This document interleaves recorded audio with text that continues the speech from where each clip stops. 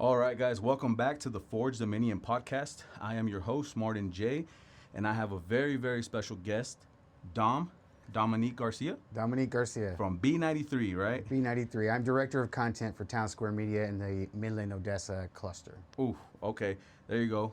Is it safe to say the face of B93? Um, Locally here, yes. Locally, yes. Yeah, locally. Yes. So the face of B93 is sitting right next to me. So how about that? That is awesome. I want to start off, nothing too crazy, man. I know we met each other probably like a month ago. A couple weeks ago, yeah. A couple weeks ago. Yeah, probably like almost 2 months. And I found you off TikTok. So Appreciate that. what happened was, the way it happened was I was looking for local content. So I am tasked with writing 2 local articles a day.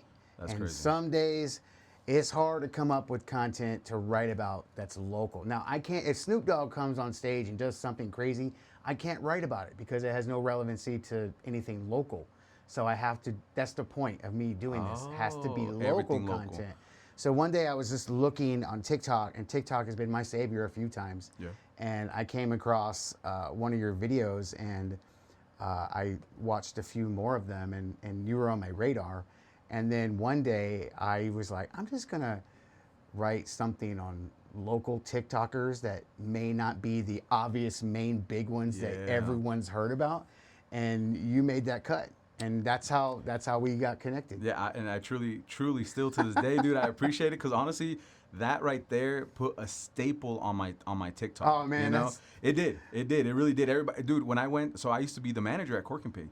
I walked in there and they're like, "Oh yeah, you're in B93 local influencer." That's I was funny. like, "Hey, bro, that put a staple on me." That's why I Man. said, "I got you, bro. You need a cut? Come to me. I got you." That's No, funny. no disrespect Hey, I'm to gonna your take you career. up on I that. got you anytime, brother. I got you anytime. But I truly do appreciate you and taking Yeah. the time out of your day right now. I know you're a busy man. I'm an insanely busy man. Yeah, but yes. I know. But So, it was the algorithm that made me find you. hey, You know? something, I guess, fate. Yeah, I guess. Yeah. All right, that was pretty cool. But well, let's dive in there, man. Who is Dom, and where were you born, and how was it growing up for you? Okay. Dom is just a regular guy, you know. Growing up in San Antonio. San Antonio is my hometown. The tone. Love the 210. You know, I'm homesick. I wish I was there now. But growing up, you know, I'm not going to say we struggled because we weren't rich, but we also didn't struggle. Yeah. You know, we was like that middle class, you know, It was a good upbringing, yeah. Yeah. My father was an avionics engineer, and I grew up around planes and jets my whole life. I love aviation. Yeah. That's awesome, dude. Grew up by the airport in San Antonio. But yeah, that's basically it. You know, very simple. I have a twin brother. We look nothing alike. No way. We are nothing alike. Like, for example, I'm right-handed. He's left-handed. I have like thin, straighter hair. He has like thicker, curly hair. I'm very outgoing, very extroverted. He's very introverted. Like, I love people. He's just rather keep to himself. You know, like Yeah. we are completely opposite. What? So yeah. And then you only have one sibling? No, I also have an older sister. Wow. Yeah. Okay. And so growing up in the tone, did you grow up anywhere else? No. Lived in San Antonio all the way until my early 20s when I got a radio job at Hit FM in El Paso, and I moved out there for a year. Yeah, shout out to 104, right? 104.3. 104.3. Yeah. Shout out to you guys, man. Yeah. How was that over there in El Paso? Life-changing, man. I was a young radio jock, and it was early on in my career, and you know, I had never moved away, especially for a job, you know, and the radio station I was with was struggling, and I saw it a mile away, and I got offered this role in West Texas. I had never been to West Texas at that time, and I took it. And not funny, but 2 to 3 months after I took that job and moved, everyone on that programming staff got let go, and they changed formats. Wow. Yeah. Well, maybe something happened, man. It's just. Well, I mean, they flipped the radio station to a different format, so it wasn't going to be like the CHR type that it was. It switched to something else, and everybody, all on-air programming staff, got let go. So is that the reason? Is that how you got into radio? Like, No, As a teenager, I wanted to be a songwriter and a producer, not a performer, Uh-huh. but like a songwriter, write music, produce music. And I took a course at a recording studio for like audio engineering. Uh-huh. I mean, it was like a 12-week course. And when I got my certification, I was like, I wonder if I can get into the radio. So I applied at the radio station and they hired me as a No board way. operator on the AM, the News Talk AM. And that's basically a glorified person that pushes the buttons while the person's on the air. And my dream was to be on the FM on the air. And so there's only so many radio jobs in any given city. They had no openings. So I took the back end. I went to the street team and promotions and was on the street team. And I was very ambitious. Like every time they would say, who wants to work this event? Who wants to work this event? Who wants to work this one? Every time I would raise my hand. I want to. I lived a mile from the radio station. I would come every single day, even when I wasn't scheduled. What do you need? What do you need? What do you want? What do you need? And then KBBT came into San Antonio, the hip hop station, 98.5 The Beat, and they were killing us. They were killing us. So at that time, Infinity Broadcasting was like, okay, put a hiring freeze. We're not hiring nobody. And then because we were on that hiring freeze, they let some of the on-air staff go, and we were really, really shorthanded. And every day, my program director, give me a try, give me a shot, let me do it, come That's on. awesome. And I begged him literally every day until finally, fine, we'll give you your shot, 3 a.m. to 4 a.m. on like a Wednesday or something, and recorded it, presented it. And before I knew it, I was on the air 7 days a week on that station. This is the station I grew up listening to. That's pretty. I'm sure that was like an accomplishment for sure. It was, but when I think back to those early days in my career, practically everyone hated me. Practically, Really? yes. There were some individuals that did not like how fast I came up. And But that comes with that yeah, territory, but like, man. I mean, I'm not placing blame, but I've broken down and thought of why everyone hated me. And the only logical reason I can come up with is certain individuals did not like how fast I came up. And then when I went from street team to programming on the air, they really did not like that. So they would just run their mouth and talk a lot of trash, and they just turned like that whole building against me. And I never did anything to anyone, But, I think back and you're right, without adversity or, people hating, you're doing it wrong. But there is a limitation to that because, as you said, they turned the whole building against you. It can definitely hinder you for more because there's more hatred and be like, oh, hold on, Dom's getting too high. Let's put a cap on that, which is not fair. You know what I mean? Some Overall, people label me as overzealous or egotistical, and if you know me as a person, that is not No, me not at all. I never thought that. Dude. When No, I I'm first, talking about back then. Yeah. But even now, dude, like I feel like you said something right now that I'm like, wow, dude, that's kind of like me too. As this interview is going, I'm kind of getting to know you as well, and you said you wanted to be a songwriter. I used to write songs, and the furthest I ever gone was speaking to Neo, the artist, and I was in a competition with 3 other people, and we were supposed to be his personal songwriter. So I got to that point, and I have songs on SoundCloud, but I'm kind of embarrassed to show them off now. But it was like Hey, post your content. You never know who's listening or who's watching. I know, but I just feel like that part of me is like dead now. You know what I mean? Like I even try to make music. I can't do that. But as I'm getting to know you, I'm like, wow, dude, I can kind of relate to that. You know what I mean? What I had mentioned earlier about even getting up in my barber business, blowing up a little faster than other people. I can kind of understand that. Dude, but it comes with that territory. Sure. You know what I mean? But it does. There can be a hindrance, and hopefully that wasn't the case. No, not at all. But on touching back on what you said, overzealous. I did not ever when I first met you at El Sitio. By the way, he had like, hey man, I'm eating. Let's come do it. And I went to go do a review for El Sitio, anyways. And I was like, I met you. We ate some tacos together. And I was like, dude, this dude's fucking cool. You know what I mean? This dude's cool. I was like, this guy's cool. You know what I mean? Like, I was like, man, this guy's pretty down to earth. And knowing that you run B93, I was like, dude, I thought different, But when I realized you were just, dude, you were real, down to earth, kind of like, yo, I'm just a regular dude. You know what I mean? Like, I don't want people to think that I think I'm, how can I put this? I'm not a real person. I am just a regular guy, you know, and I'm an empath. I'm very empathetic. You know, whenever I see someone I can help, I like to help them, you know, and, you know, even coming here, like, okay, so in my initial run in radio, I was on the air for 12 years. 12 years. And then I left radio, namely because it's so hard to have a family, you know, with children and have to pick up and move your life to another city for another radio station. Yeah. And I didn't want to like pick up my family and move to another state or anything. So I ducked out. I was out of radio completely. And I got into like marketing and content creation. I'm a content creator by heart. And I started to teach myself like new skill set. Like I taught myself how to edit photos, how to edit videos, animated GIFs, motion graphics. Then one day I woke up and said, hey, I want to learn animation.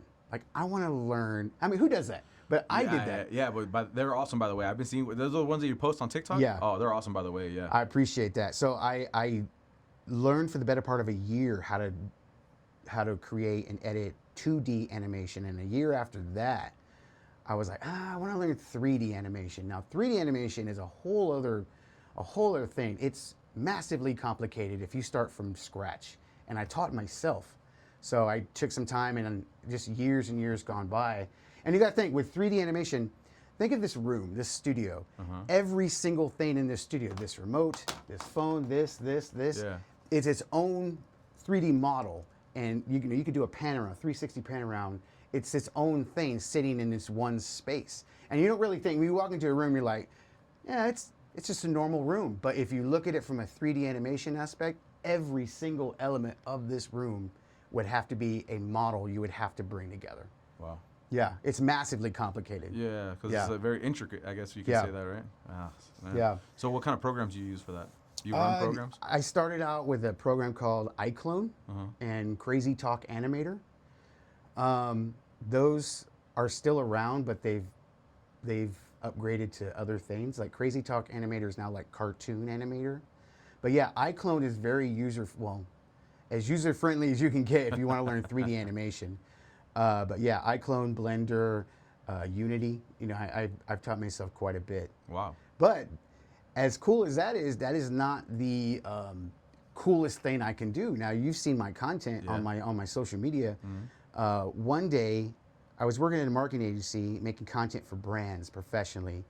And one of my clients says, hey, do you know how to make Snapchat lenses? And I said, no, but I would love to learn. And that's exactly what I did. I taught myself how to make Snapchat lenses. And the first one I ever made was a wearable football helmet, right? Football helmet with the client's logo on the bottom. I was like, oh, I figured it out. And what I did was, I was like, I wonder what all the big agencies who do this sort of augmented reality development charge. So I pretended to be a company and I called the biggest agency that does that sort of thing. And their answer was, okay, well, usually we charge anywhere from $25,000 to $75,000, but your project sounds simple. We can do it for 15. Now, if you fast forward today, I can remake that very first wearable football helmet less than 5 minutes, 3 minutes. No way. Yes. When I heard those numbers, I started my own company the next day. No way. Yeah. Yeah. Any hits? Oh yeah, I've had clients. Dude. Yeah, the last one I had, I think the contract was like for $6,000, and it took me less than an hour.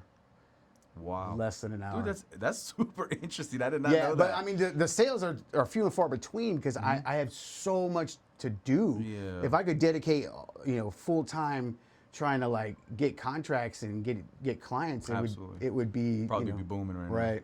Wow, dude. That's crazy. I mean, so with all that, dude, you're doing a lot, and you do this as a hobby? Well, I have my own business, so but I don't have a lot of time since coming here and getting this job. Yeah. This job consumes me. I work 7 days a week on some level. I work 7 days a week. Wow. Like even if in my upcoming trip, I'm going to be taking a trip back home in San Antonio. Even then, I will still have to do something to some capacity at this for this radio station. That's For the radio crazy. stations, there's Yeah, 5. yeah. You're running 5 Yeah, stations here. 5. And there's nobody to relieve you. Well, I mean, locally, not really. So I would have to rely on like corporate help, and I just give them the heads up, and they make it happen. But yeah, Wow. it's a lot. It's a lot. Dude, You know, that's crazy. everyone always tells me, you have such a cool, great job. I do. I love what I Yeah. do, but people don't see the other things I have to do.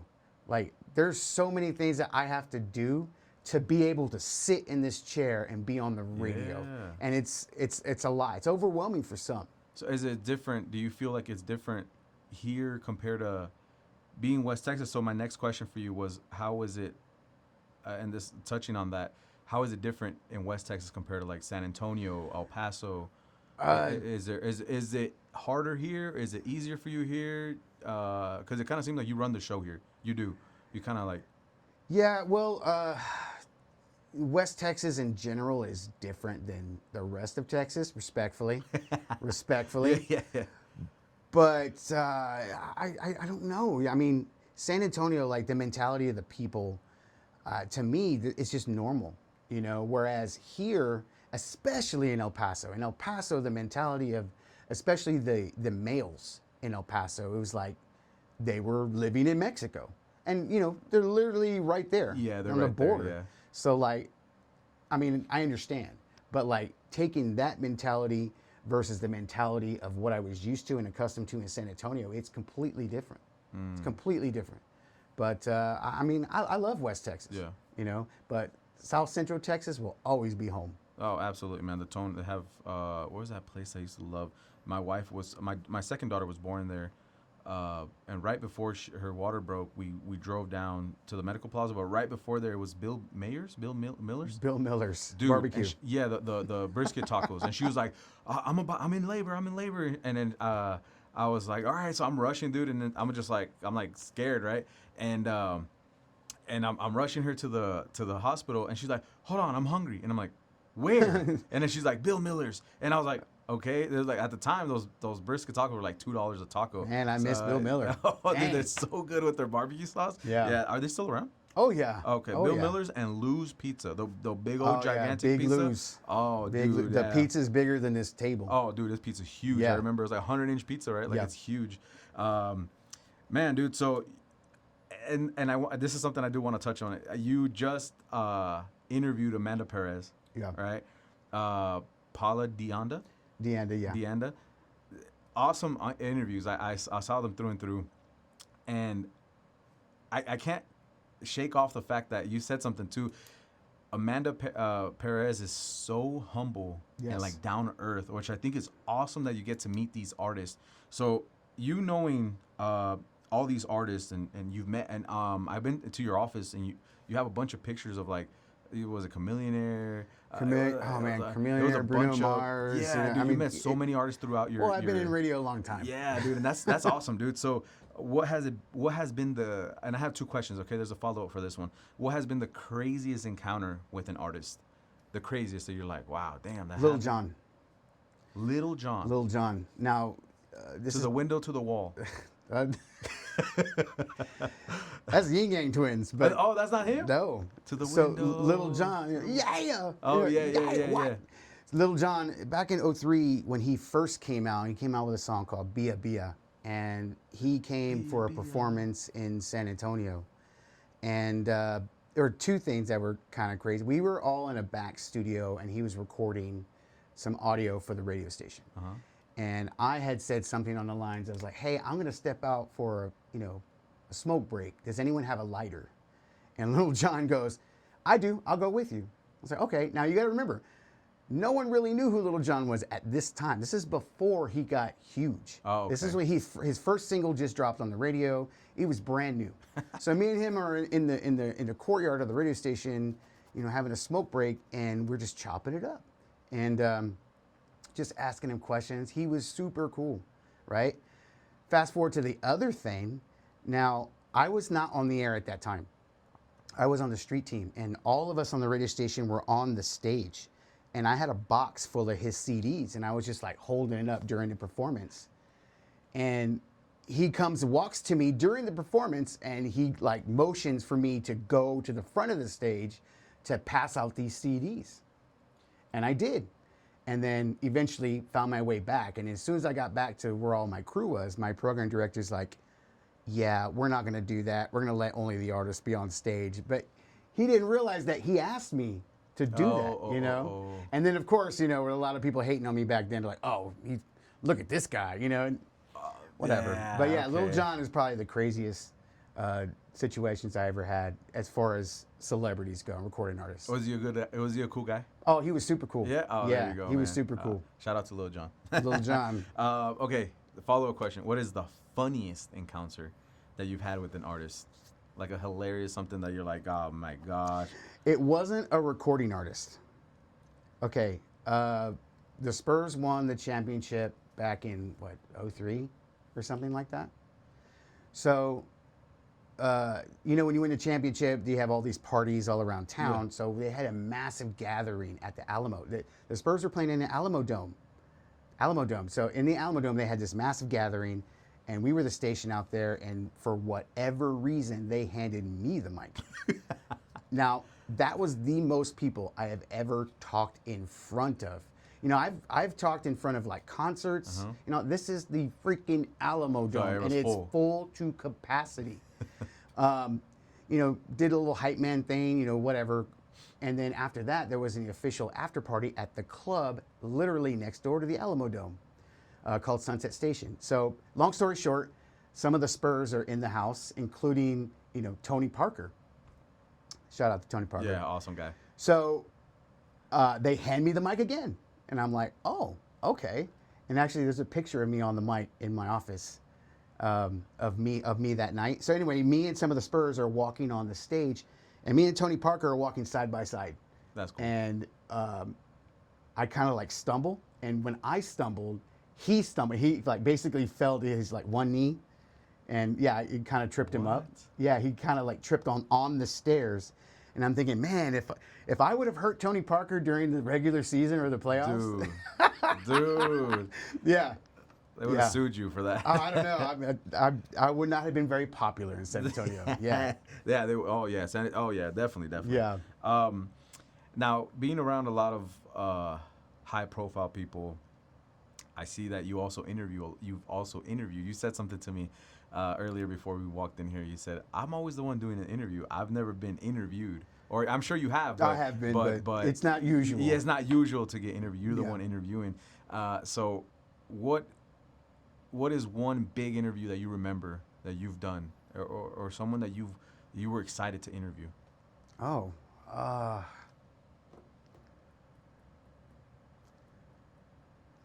Fabulous? No. I would say Ludacris. Okay, hold on. You got to rewind on that. You said you've interviewed Fabulous? Yeah, but I wouldn't call it an interview. We had a conversation on the phone. That's pretty cool. Yeah. I mean, that's cool. You know, Yeah. Fabulous is awesome. He's a great rapper. Yeah, I he's love his a music. cool dude. What about Ludacris? So you got to meet Ludacris? No, this was also on the phone. Oh, okay. Yeah. So you interviewed Had him I on the met phone. him, I would have definitely taken a picture. Oh, dude, Ludacris is crazy. How did that go? I was more interested in like his beginning. Like a lot of people don't know that Ludacris used to be on the radio in Atlanta. No. He was a radio Yeah, I didn't know DJ in that. Atlanta. He used his connections to basically, you know, maneuver his ways transitioning into recording artist. Huh. And I asked him a lot of questions about that, and he kind of was like, like I don't. He felt like he didn't want to talk about it, you know, because he had already made it. You know, he was okay. Ludacris back then. His on-air name was Lova Lova. You know, Lova Lova, hip hop radio jock from Atlanta. What? Yeah, Lova Lova. That is news to me. So was he a cool person overall, though? Oh yeah, for sure. I mean, from what I could, I can, you know, He wasn't judge. like rude. No, or arrogant. no cocky, not rude. No, really? Not at all. Not at all. Does he sound exactly how he raps? His speaking voice? Yeah. I mean, yeah. I mean, but you can hear him speak on his movies. Yeah. You know. Oh, so, that's true. That's true. Yeah. But it's just, he has a very clear way when he raps. Like Yeah. I can hear every syllable, every word. You know, there's some mumble rappers nowadays that ain't the same. But that guy, dude, I love his Southern Hospitality album. Yeah. That one was, or the Get Back album. I think it's Get Back, right? Yeah. The one where he's a dude with a big old arm. Yeah, that's probably my favorite album from him. I love that dude, man. And I know you said something. There's some stuff in the radio. You know, you said you do have a cool job. What is one thing about the radio that normal people don't see? Like, you know, regular public. You know, what's behind the mic that a lot of people don't see? Well, first and foremost, you're a public figure whether you like it or not. And you got to be careful. Now, think of it like this. Let me give you some sort of scenario to give you an idea of what I'm talking about. Like, let's say you and I both, we go to some park or we go somewhere in Midland, Odessa, and we get arrested for whatever. It could be jaywalking, whatever. We go to jail, right? Now, with all due respect, no one cares if you go to jail. Yeah.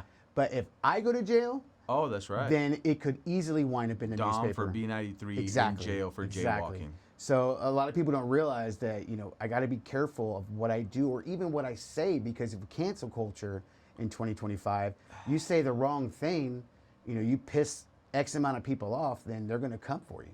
You know, That is very true. So yeah, and I got to be more conscious of what I do and what I say versus someone who works at like a gas station or in an oil field or whatever. So do you think you restrict? Do you? I mean, there obviously there's weight to carry, right? You're carrying some weight, you're carrying some pressure for sure. Do you limit yourself in a sense of not limit, but how about let's say restrict yourself on certain activities, nightlife or stuff? Do you cap yourself like only 2-3 drinks or Well, you sometimes let loose like because hey, man, I'm gonna of drink? what I just said, like when I do go out, I don't drive. I don't drive. I take an Uber or someone drives me because I have too much to lose. Absolutely. I have too much to lose. Yeah. If I get popped, it's over. It's done. So like in that retrospect, when I do go out, it's usually with someone. That's cool. Yeah, that's what I noticed. I always see you with someone. I bumped into you at the Oktoberfest, which was pretty awesome. Yeah, that was cool. You came up to me like, I got the code for the secret speakeasy. And I thought it was pretty, the way you approached me about it, I was like, this guy, what are you trying to give me, bro? He's like, I got the code. I got the code for the speakeasy. And I went up to the same way to my wife. I was like, he got the code for the speakeasy. She was like, what are you trying to sell me? So Dom, what is something that motivates you to keep going in this? Oh, that will always be the same answer. When anyone ever asks me about motivation, it's always my kids. Your kids? How many kids do you have? 3, maybe 4. No. I got 3. I got 3. Yeah. Yeah. Oh man, how old are they? They're all old because I'm old. Dude, no. I am. You want to disclose it? I don't want to disclose Okay, let's not disclose it. But dude, you look young. Like I appreciate that. And I think the personality as well. Like I'm older. I'm turning 33 this Saturday. You're breaking my heart, dude. And I would kill to be 33. No way. So I'm turning 33 this Saturday, man. And I kind of like. I have a lot of friends that are younger, early 20s, mid 20s. I have some that are 18, 19, and they're friends of mine. And I've gone out to eat with them, and I can see the difference. Yeah. Right. I can see. I'm like, dude, I don't have the same conversation that I would with you, or that I would with someone my age. You know what I mean? Like. It's a big gap, and nowadays I think this culture is different. You know, they said I don't know what's going on with this whole 6'7", dude. I don't know what that is. I heard it yesterday because I do youth ministry at my church, and someone said 6'7", and I said I don't know what that means. You know, I don't know. I don't even want to go there with that. I just I don't know, man. Just to be honest with you, some days. I think I'm too old to be on a hip hop station. And I am, because like radio, like top 40 hip hop radio, it's a young man's game. You know, like back in the day, like you could be 300-pound, 50-something years old, and you have a great voice, you could do the job, and it would be fine because you can hide in the studio. Now, you cannot hide because with the adaptation of social media, you know, video, you can't hide. And so nowadays, a lot of program directors, they essentially want Ryan Seacrest, you know, young, good-looking dudes or women, you know, they want that image because, again, you are a public figure. Yeah, you know what? But I feel like, and correct me if I'm wrong, okay? I feel like this world is changing a little bit. And social media, which leads up to my next question, but it's more raw.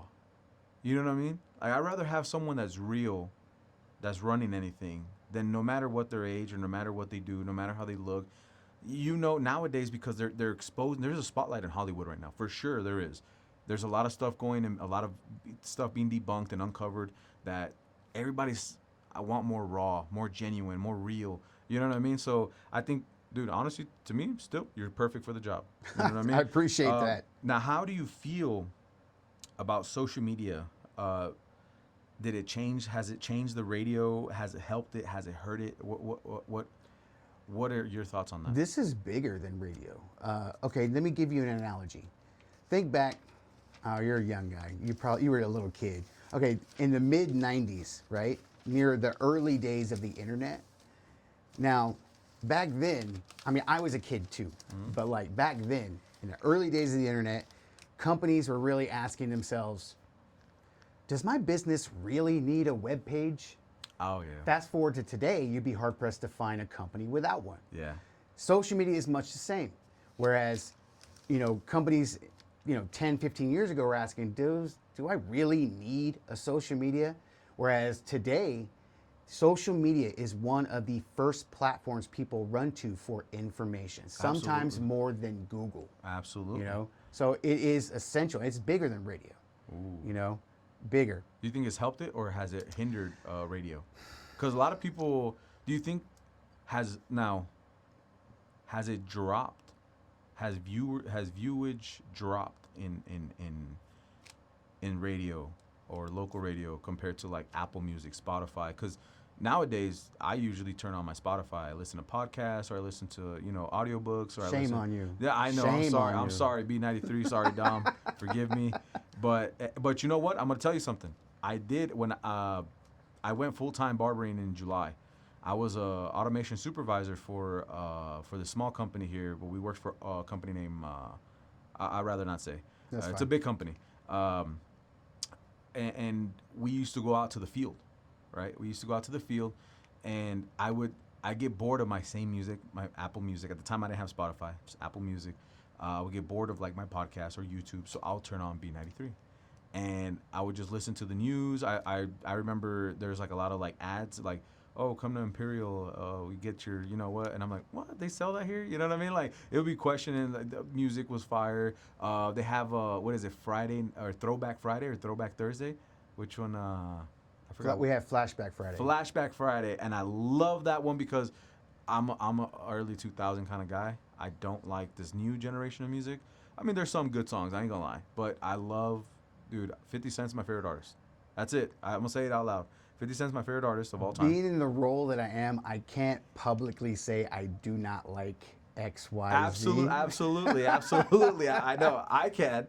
You can. Yeah. Now, but I do respect the music that's still coming out. In a sense, it's still, some of it is still good, right?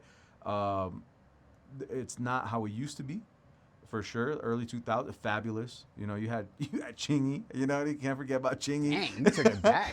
yeah. Dude, when it's That's 20 plus years ago, bro. Dang. I haven't changed my mind. I'm honestly, out of everything, 90s R&B is that's my golden era. That's my golden ticket for anything. R&B is my favorite. Oh, dude, that's my thing. I love, that's my jam. So I did listen to B93. I did listen to a lot of it. Sometimes I'll switch it to the K-Love, had some Christian music. Shame Sometimes on you. I listen to, switching to B93. I listen to, what's that country station that you guys have? Lone Star? I listened to that one. They had some good songs. Yeah, the studio is right there. Really? Right across? No, it's right next door, the studio. No way. Like, Okay. To the next door on the hallway, it's Lone Star 92.3. Dude, that's crazy. So I listen to them. I listen to a lot of their music, and I would, but do you think the viewage has dropped, or has it been the same? Because of social media? Yes. Or because of applications like. For sure, yeah. 100%. Now, I mean, back then, the radio is all people had. True. And then Yeah. TV came, and then it was radio and TV. And then fast forward as time goes on, technology, and then you have entities like you said, Apple Music, Spotify, TuneIn, et cetera. Absolutely, it's not. We have a saying in radio: old school radio versus new school radio. Old school radio was immensely different than what it is today in new school radio. But yes, absolutely, it has. Okay. If you can describe West Texas in one word, what would it be? One word. Different. I like that. Different. That's the most respectful verb I can come up with. Different. Different. And I'm not saying it's bad, but it's just different. Compared to It's like compared to San Antonio. Okay. Yeah. Are you comparing to San Antonio or other places like Dallas or? No, I'm comparing to San Antonio. Okay. Okay. Is there now as I do keep everything local here, right? What do you love about the city? I mean, we can always find something that we negate or something like that. Like, you know what I mean? But what is it something that you do love about the city? I don't know how to answer that. You hit me out of nowhere with that. I don't know. You know, I don't hate it here. You know, Yeah. I mean, I don't love it like I love San Antonio, but Yeah, like yeah. I mean, I like it here. You know, I've met a lot of people here. I guess the people, you know, well, Dude, yeah. a certain amount of people. Not Some of the everybody, yeah. people I've met. Okay, let me tell you a story. Coming into this job, like telling my family, my friends, I was moving here. There was a very bad stereotype. There was a stigma. People were saying, "Oh, the people over there, they're terrible, awful humans. You know, they're horrible people." And I was like, "Oh." You know, when I got here, I even wrote a news article on this. A few months in, I experienced nothing but kindness. Not nothing, but I experienced a lot of kindness in this city. You know, and it took me by surprise because I was told, you know, by so many people that the people here were just not good. You know, and it was a pleasant surprise that I found genuine kindness here. I have to agree with you 100%. Me being from Chicago, I went to El Paso when I was 12 years old, around 10 or 12 years old, I don't remember. And I bounced back and forth. In my early 20s, I went back to Chicago. The rudest place I've ever been was Chicago. Has been Chicago. They're rude. They're rude. I love my family up there because they're super nice, but I think if I wasn't my family, like my older brother, shout out to my brother, but he's rude. You know what I mean? He didn't know me because I went in with my beard, and he hasn't seen me since I was like a kid. So I went up and dap him up, and I hooked, and he get off me. He's like, "Bro, who are you, dog?" And then he gave me the elbow like this, and he's like, "I don't know you." He's like, "Don't shake me up like that." And I was like, what the heck? Like, you know what I mean? Yeah, but they're rude like that, though. That's not, but he's a real Chicagoan. He's through and through, he's my oldest brother, but he's from there. You know what I mean? Sure. So I guess it's a little more gritty, I guess. And San Antonio's the same way. San Antonio was not rude, though. I met a lot of great people in San Antonio. But there is a lot of, I got followed home. I've been, some guy tried to break into my house. I got into a fight out of the Home Depot parking lot. But I also met a lot of cool, down-to-earth people. Sure. And very genuine, very real. I had this guy who I helped become a manager over there. His name is Renee. And this dude threw me a block party. A block party. I didn't know he was like a big old gang leader. Wow. I didn't know he was a big old dude over there. And all the homies were like, "Hey, man, you helped out my boy Renee, man. We love you. Got your back." And I'm like, okay. But nonetheless, I met real people. My wife was like, "What are we doing here, babe?" Going back to what you said, like, you know, in my personal opinion, I don't think your environment should be a cop-out for you to be a terrible person. Absolutely. And I feel like being a genuine, good-hearted person is really a choice. Yeah. It really is. Yeah, absolutely. At the end of the day, it doesn't matter if you're up or if you're down bottom of the barrel. Like, it really depends on how you perceive yourself to where how you will be with other people, if that makes sense. Yeah, You know, so I don't think your environment is a cop-out to being awful. Yeah, you're right. Yeah. No, absolutely. I mean, besides the fact that there's already a lot of bad in the world, Sure. and there's lack of sleep. You know, let's just say that something simple. You can wake up grouchy, and I'm just saying it, right? Be upset, be a bad person. You don't have to be, man. You can just, you don't. You never know when you're next to someone on their last straw, man. You know, you never know. I've seen it way too many times. But Dom, what is one piece of advice you can give anyone? What would it be? If Work you the could problem. Work the problem. Now, let's say you're unhappy with your job, your love life, your situation in life. You have a problem. Work the problem. Before I came here, I got laid off. I could not find a job. Absolutely could not. And had I done nothing, I would still be there today. Work the problem. Be proactive. If you want something, be proactive to get what you want. No one is coming to save you. No one. Ooh, I like that. You know, no one. So you got to get up and get it. If that's your dream job over there, go get it. Be the Dom that wanted to be on the radio. That's funny. That's crazy, That's right? funny. But yeah, you know, I'm a strong believer in that. It's funny how I got this job, you know, being how I couldn't find work. I applied to thousands of jobs, thousands. And I saw the job opening here. I did not even read the job description. I just applied. It said director of content. I just applied. Didn't know it was a radio station. Didn't know anything, just the title. They call me back and they're like, yeah, you applied for this radio station in Midland, Odessa. I'm like, I did? They're like, yeah, I did. 9 interviews later, here I am. Wait, it took you 9 interviews to get this job? 9 Who interviewed you? The same guy? No. Different 9 people? Yeah. Bro, is that deep? This is a big role. I'm running 5 radio stations. No. Each individual station is that's multi-millions in itself, and there's snap. 5 of them. This is a big Snap. deal. Oh, shit. Forgive me for that. Yeah, no, I'm saying, like, 9 interviews. 9 interviews is crazy, though. Yeah. How long in the span of like a month or 2 months? Oh, I want to say 2 months. And then they hired me in November of last year. And I was like, I could be there before Thanksgiving. And they're like, no, come in January. And I'm like, are you sure I can go? And they're like, no, come in January. Was it stressful? Waiting? Uh-huh. Absolutely. I was like, I'm ready to get to work. Yeah. So you were coming from San Antonio. You were in San Antonio when you applied for this, right? Yes. Oh, okay, I so you were moved back- here. I okay. moved here Oh, for this wow. job. Dude, that's crazy. Oh, it's not that crazy. Radio jocks and radio personnel, they move all common the thing? time across the country. You know. Have you made a lot of good friends here? Oh yeah, I met some great people here. Great people. You know, one of my very good friends, Christina, it's funny because I met her because she was a listener and she won something. She came here and I met her, and then like the next week or so, she randomly won again. No way. She won again, and she came a second time. And I was telling her, I was like, yeah, I just moved here. I have no friends. She's like, I'll be your friend. And I was like, no. I respectfully told her no because she was married. I was like, I don't befriend married people. Absolutely. Or married women. That's respectful. And she said, no, silly, me and my husband. And then like, that's how it started. But like, I love that girl to death. She is a very good, genuine person. That's awesome. Yeah, and that's one of many. One of many. That would be like your closest friend here? Yeah, that would be my closest friend here. Wow. Her and her husband? Yeah, her and her husband. Wow, that's pretty interesting, dude. That's interesting. I like that. I really do. All right. Where do you see yourself in 10 years? Where is Dom in 10 years? I don't know, man.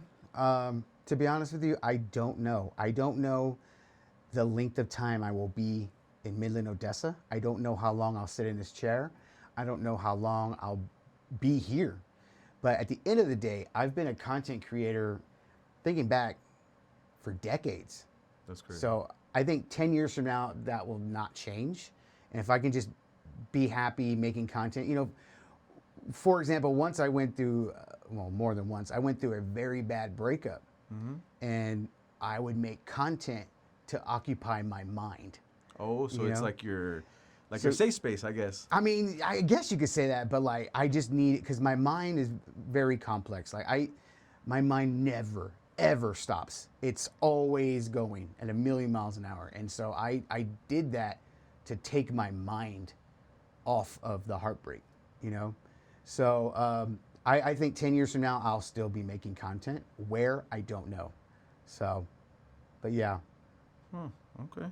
Well, Dom, I appreciate the time. I appreciate you allowing me to interview for my podcast. And this is what my podcast is about, man. Real stories, real people, real purpose. You know what I mean? You got to share a little bit about yourself, and I want to keep this podcast going and interviewing people to shine light on the individual, because I've always liked to show off my friends, right? And So this is my way of doing that. I appreciate so that. I can tell, be like, bro, this is Dom from B93. I'm you know just what I mean? Dom. It's not Dom from B93. No, It's- I know, but it's Dom. But you have a, I don't want to say background, but there's more to you. You know what I'm saying? Absolutely. There's more to you. I'm not one-dimensional whatsoever. Yeah, exactly. I tell people all the time, I'm way smarter than I look. Yeah. People have no idea. I'm way smarter than I look. And I feel like I can feel that from the get-go. You know what I'm saying? So there's, that's how I want to express it. This is more to you than just Dom, right? And that's what I want to show you off to who I can. You know what I mean? Because I think that's awesome, dude. And you've been real with me. You've been And likewise, genuine. I support you, man. I wish your I really podcast do. well. And yeah, man, just keep doing your thing. I You've been appreciate doing your thing as of lately, bro. I appreciate you, my brother. I really do. I really do. Well, hey, you put me on. You put the staple on You me. put yourself on, bro. I appreciate it, man. It just had, I guess something happened, right? We came across each other, and that's how we did it. So there you guys have it, folks, man. I appreciate you guys for tuning in. Stay sharp, stay strong, and stay forged in the Dominion. God bless. And there you go. Cool. That's it, man. I appreciate you, my Yeah, brother. man, that went good. Yeah. That went good.